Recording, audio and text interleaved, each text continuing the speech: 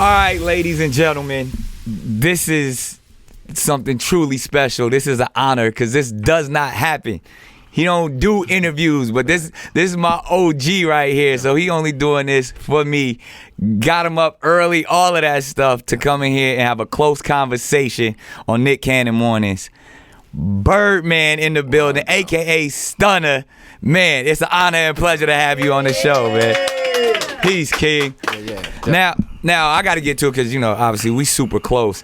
But I always, even myself, man, like, I never know what's the correct title to call you, because someone of you said, first of all, like, let's not even play around. The most successful label in history of, I don't want to say hip hop, in music. Definitely. Do the numbers. Definitely. Over 1 billion songs sold, and artists. I've seen the plaques at the crib. Definitely. Only plaques that impress me more than the Cash Money plaques that Birdman has in his house is the Thriller plaque in Quincy Jones' house. That's so, like, those, and they both are the size of the wall. If you ever seen a plaque, it's the whole wall. 1 billion records sold. Yeah, definitely, bro. So what is your title, and what do you like people to call you? Stunner, Birdman? I call him OG. It depends on where you from. Like, everybody in New Orleans call me Baby. Right. And then you got some people I grew up with call me Stunner. Right. You know, Birdman became my rap name. Right. So you got to be privileged in order to call you Baby. You probably grew up with me. If you're from New Orleans, anybody that's from New Orleans, that's what they call me Baby. Wow. All right. So nobody never called me Brian. Yeah. That's the government. Right? Yeah, that's about it. Definitely.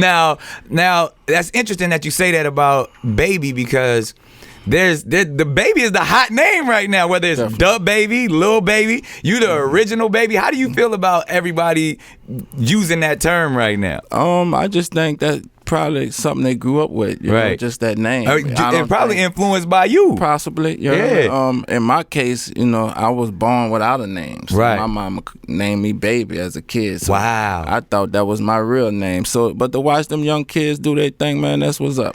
And I believe hip hop wouldn't be where it is today if it wasn't for the Cash Money machine and what you guys have created. Not only just from what the influence of the music, but it seemed like everybody was Lil after Lil Wayne. Like, that just created a whole Lil sensation, and now everybody's Lil now. Around that time, nigga was saying hip hop was dying. Right. When we rose to another level, we always was there, but when we took it to the next level, they was speaking as hip hop dying, and we just took that shit and ran with it. And then made a business out of it. You changed the music industry, the culture of hustling with it. Yeah. So you took everything that was applied in street culture and brought it to business, and it hit them with a whirlwind. You owned all your masters, all your music. Still till the day. To 90-10 split. If anybody understands what that is, that the record label only get a small percentage. Definitely. And you own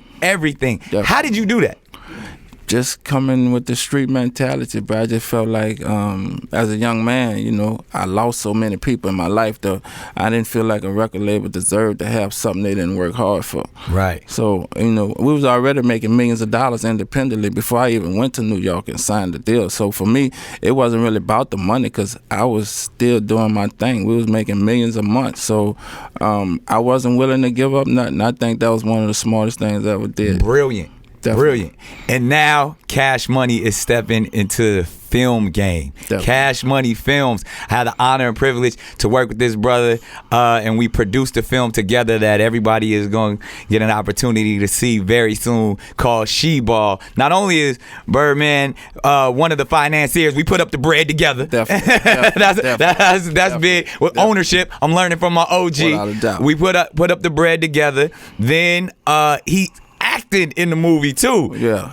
And killed it. Yeah. He's the villain in the movie. How did it feel, man, to do an entire movie, not a cameo? Nah. Birdman in there acted. Just looking at it, really though, it was you, bro. You brought something out, man. You brought something out the whole cast, bro. Everybody, bro. It was an honor to see you work and watch what you do. I feel like you're very special at what you do. Everybody got their uniqueness, you know, like I do with music. I think you got that same thing in movies, and you could bring the best out of it. Man, I appreciate that. And with Birdman, Chris Brown is in the film, Jacquees, DC Young, Fly, Cedric the Entertainer. The list goes on. It's gonna be a great film. We shot it right here in Los Angeles. Definitely. It's all about we got it in. It's about Inglewood, the gentrification going on, but it's hilarious as well. But you touched on something that was really important. Your talent in knowing this music game. You can spot a star from a mile away, from all of the stars that you helped generate. I was telling you about Blueface a year ago. He was telling me about, he's like, this kid Blueface. I was like, all right, I'm okay. We shooting in Inglewood, but Blueface, like that was really where I was, because I wasn't up on it yet until Cash Money West. Definitely. And we got as he said, now the most famous Crip, as he calls himself. Blueface took the world by storm. How did you see that coming? Shout out to my brother Wack, but definitely big shout out to Wack. We love Wack.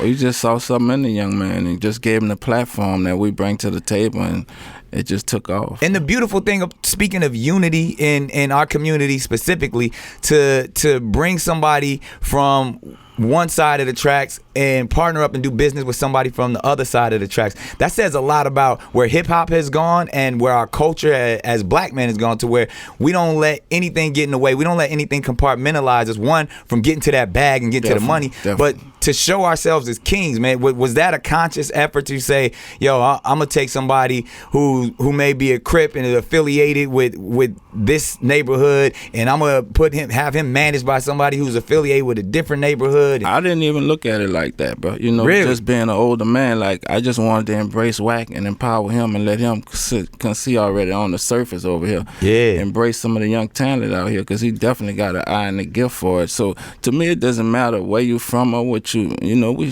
pass all that. We pass all that. To get the money, you know. Yeah, so you heard it. We getting to the money. It didn't really matter to me where either one of them was from. Wack like my brother, and whatever talent we bring, it doesn't matter, because we just trying to get the money. So what else can we expect from Cash Money West? We know we got a little Savage third. Really, whatever Wack bring to the table. So it's really his flow. So whatever he want to do, I'm gonna embrace it. Now, can you break that down for me as well? Because obviously there's Cash Money. We know what comes out of Cash Money. Definitely. Then we know there's Young Money. Definitely. Then there's Rich Gang. There's Cash Money West. Like, how do you? Those are several businesses. How do you decide, one, which energy to put into it, and then which artists go to which label?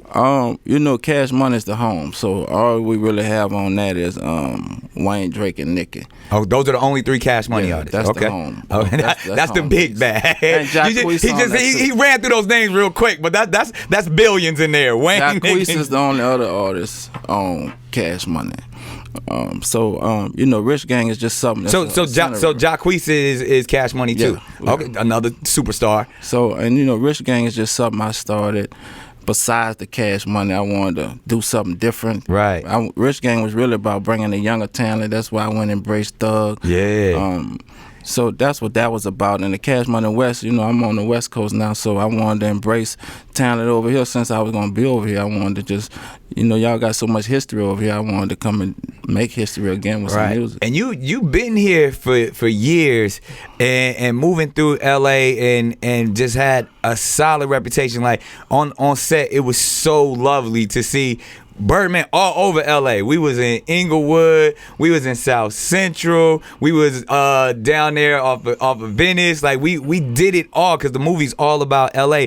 And for someone to be such a mogul, and obviously Miami, obviously Louisiana, New York, you move how you want to move all over the country. I'm in different areas. I'm a moving target, so it's just I like to get. And then people don't even know you grew up in Canada's part of your life as well Prince too. George, Canada. That's amazing that you're so well traveled, but you so New Orleans. I grew up in a boys' home in New Orleans, so I was in a boys' home for like 5-6 years of my life as a young man. So, just like growing up without nothing, when I got a chance to get in the game, bro, I just was giving my soul to it, and I was gonna try my best to be the best.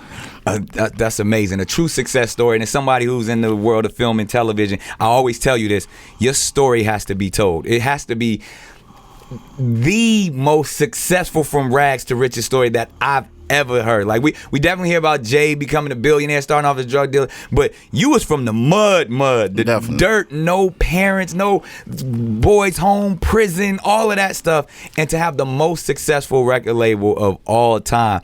Why haven't we heard that story yet? And when will we see that full story, whether it's on screen, the TV show? I know we cook. I don't want to give too much away, but I just want to set the table of like, people don't give you the credit of changing the music industry and coming from nothing in a real way, being inspiring to so many other individuals. But I think if it's told in the same fashion of an American Gangster, if it's told in the fashion of the way they told the NWA story, or all of these stories that we look at as great stories, it's gonna be how I look in at history. It, facts, and I think I deserve it because I work hard for it. And I ain't finished with it. And sometimes, bro, in life, bro, even rest in peace to little Nipsey. Sometimes, while you here, they don't give it to you. Right. They wait till you gone and won't give it all to you. Yeah. So I always wanted to be. Well, I'm gonna give you your flowers while you're here. I commend you for everything that you've done for our culture and continue to do for our culture. And I say that to say, because we having a lot of conversations. Like I said, I'm not gonna give you all the exclusive game right now, but this man is working on some things in the space of film and television, from telling his own story. You got the documentary that was pretty powerful about your family and growing up. If you haven't seen that, check that joint out. But even I believe the way we see Power, we hear they about to tell the BMF story. They ain't nothing like the story coming from your projects in New Orleans to being at the top of the world. So if I would ever watch a TV show or a movie, together, man, it would do that. So we got some things. And if I can make one announcement here about the film game, Cash Money Films. A lot of people don't know, Birdman is a different type of businessman. So not only you've invested in things from oil, definitely, like oil money. That's that Scrooge McDuck money right there. We know that's real. That's different kind of money. But also, look, even in books. Yeah, my book company. He has a book company and had it for years. And that's what I was like. I was blown away because I love to read. And growing up, one of my favorite books of all time was Pimp by Iceberg Slim. Now, and Iceberg Slim wrote several books, but this was his most successful back in the 60s and 70s, a black man selling millions of copies about his story in the pimp life. So we wouldn't know Superfly, we wouldn't know Shaft, we wouldn't know Ice-T, all of these things, even where hip hop is, Snoop, all of that stuff, if it wasn't for this one book called Pimp. And it's a best-selling book, continues to sell, and you have the rights and ownership to that book, several other books, the whole collection, for years. And I came to Stunner, I said, man, this is an Oscar award winning movie. We get the right director, the right script, and this could take us all the way. And you said, do easy your thing. call. It's all on you. I'm with you. Whatever you want to do, man. So you heard it here. The Iceberg Slim movie will be made. Definitely. We producing it together. We got one in the can called She-Ball, but the one we about to take it all the way there, Iceberg Slim, Cash Money Films. It's incredible. It's incredible, baby. To me, it's been my dream project. So I appreciate you and just backing it, being behind it, allowing me to be a part of the process. I definitely know it's gonna be a successful you got a hell movie. Of a vision, bro. Yeah, hey, we about to get to it. Iceberg Slim, and I ain't gonna take up too much of your time because you a boss. You moving and grooving, and I know you don't do this. This is what's amazing to sit up here with Stunner. I get you, like, man. I heard you during the morning. I won't pull up on you, man. That's love right there. Definitely. That's real family, and everybody been doing that. But I honestly said, Stunner's the one that came through and was like, look, because everybody's like, yo, I'm gonna come see you. I'm gonna be up there. Yeah, like every artist y'all know have, and I think they will come. But for my OG to really pull up on me means a great deal. And let's talk about that just for a second. Why is it that people feel like it's a necessity when in the radio space or even all these interviews, everybody got a show now, that they feel like they want to be messy and talk about stuff that we know as solid individual, we don't want to talk about that. They feel like that to me, like I can have a great conversation with someone I admire, someone who's my friend, without being petty, without bringing up bullshit. Where does that energy come from, and how do we change that? Oh man, I think radio is a hell of a job. Right, some facts. people take it completely out of content, bro. Yeah. They be very disrespectful and downplay the artist, bro. Yeah. And I think as an artist and as a man, because first we men and we humans first. So when the disrespect come, I think you gotta address I know it. they got to do a job, but it's still a line. Yeah. And a lot of them crosses that line, and I think as a man and as a person, sometimes you got to step up and check that shit. And I love how you do it every single time. I've been in situations with Stunner to where he's one of those people when you walk in the room, the aura, the presence is real. You know you're in the presence of a king. You know you're on the highest frequency.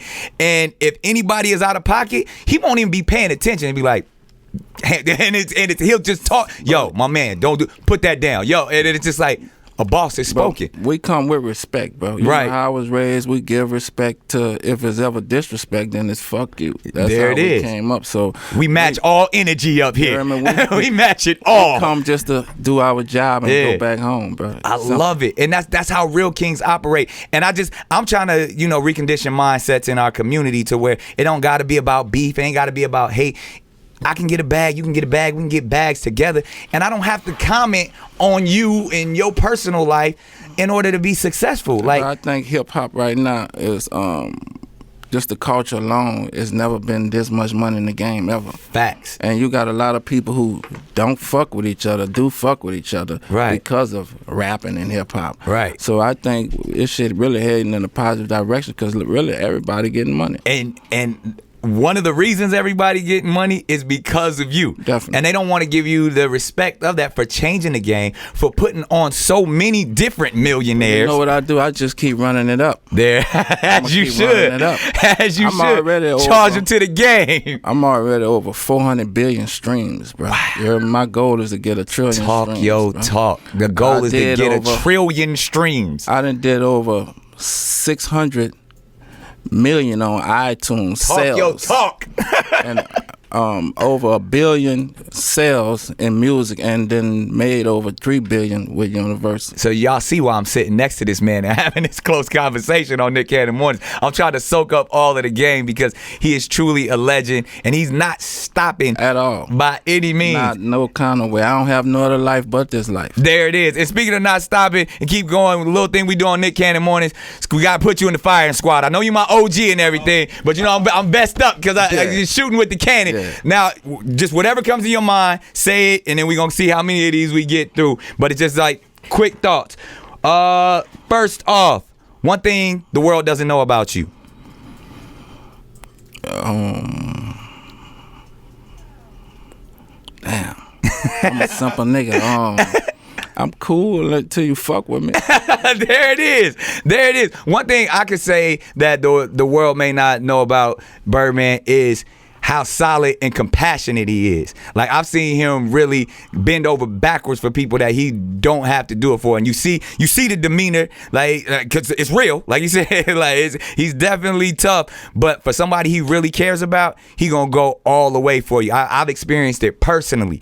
And I always say, they say gangsters love passionately, but they also, if you mess with them, they gonna get to. They just the most passionate individuals. All right, this one's an easy one.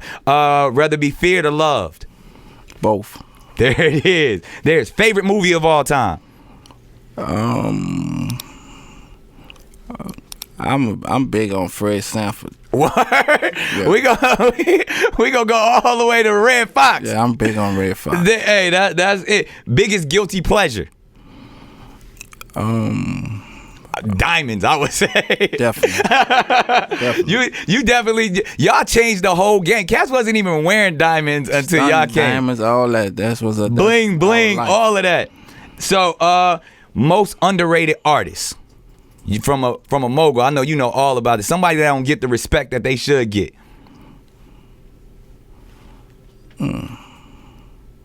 You can go ahead and say me. Yeah. Go ahead and say me. Nick Cannon. Nick Cannon, there it is.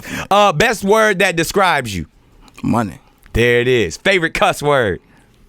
I don't give a fuck. There it is, ladies and gentlemen. You heard Stunner has spoken, aka Birdman. And if you know him, if you real family with him, you can call him baby. Off top. Off top right there, man. I appreciate you, OG. Man, always an honor, man. Love. Nick Cannon Mornings. Yes, yes.